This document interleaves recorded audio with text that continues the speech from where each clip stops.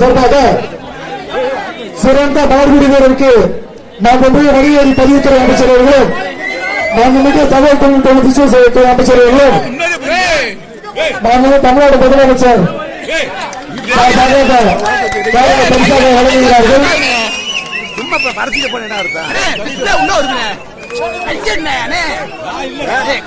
தெரியவே இல்லை டிஸ்பிளே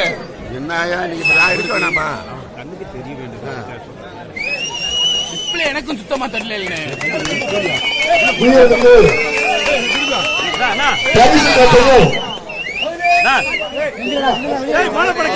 சொல்லுங்க